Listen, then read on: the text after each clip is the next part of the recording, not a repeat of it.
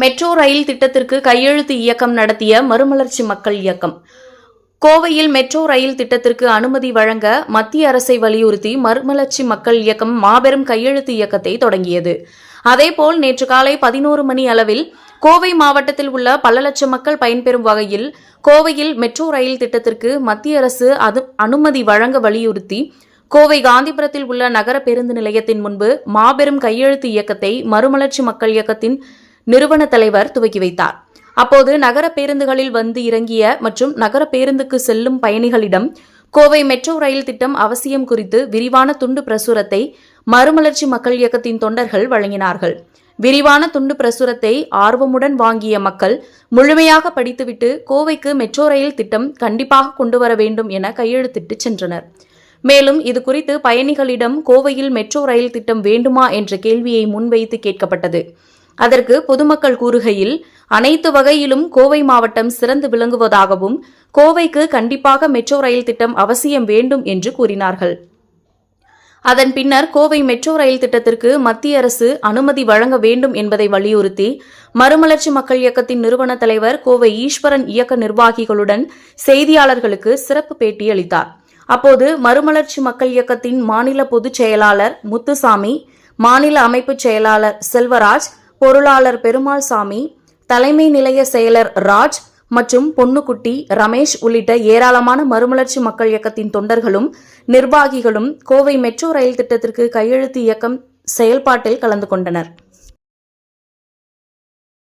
Kovai metro rail திட்டத்திற்கு மத்திய அரசு அனுமதி மறுத்துவிட்டது. இதன் காரணமாக கோயம்புத்தூரில் மெட்ரோ ரயிலை எதிர்பார்த்த கோவை மக்கள் கடும் அதிர்ச்சியில் உள்ளனர். சுற்றுச்சூழலை பாதுகாக்கின்ற விதமாக ஒரு சிறப்பான போக்குவரத்தாக மெட்ரோ ரயில் இருக்கும் என்றும் போக்குவரத்து நெரிசல் குறையும் என்றும் கோவை மாநகர மக்கள் எதிர்பார்த்தார்கள். ஆனால் இதற்கு பேரிடியாக மத்திய அரசு கோவை மெட்ரோ ரயில் திட்டத்திற்கு அனுமதி மறுத்துவிட்டது.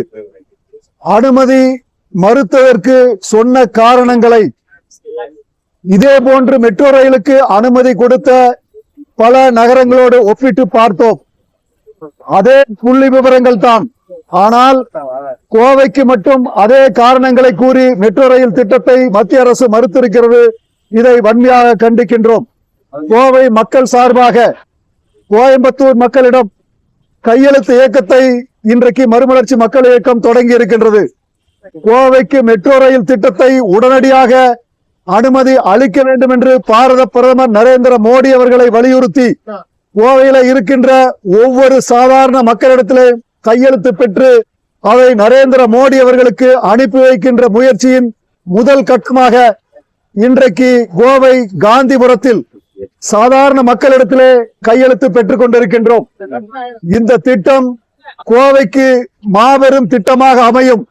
ஆக்ரா, பாட்னா, கொச்சி போன்ற கோவை விட குறைந்த மக்கள் தொகை கொண்ட, கோவை விட குறைந்த பொருளாதார வசதி கொண்ட, கோவை விட அனைத்து நிலையிலும் தகுதி குறைவான நகரங்களில் மெட்ரோ ரயில் திட்டம் அமல்படுத்தப்பட்டிருக்கின்றது. ஆனால் வேண்டுமென்றே திட்டமிட்டு பொய்யான காரணங்களை கூறி, தேவையில்லாத காரணங்களை கூறி கோவைக்கு மெட்ரோ ரயில் திட்டத்தை இந்திய அரசு மறுத்திருக்கிறது. இதை வன்மையாக கண்டிக்கின்ற கோவை மக்களிடம் கையெழுத்து பெற்று இந்திய பிரதமர் நரேந்திர மோடி அவர்களுக்கு நாங்கள் அனுப்பி வைக்கப் போகின்றோம்.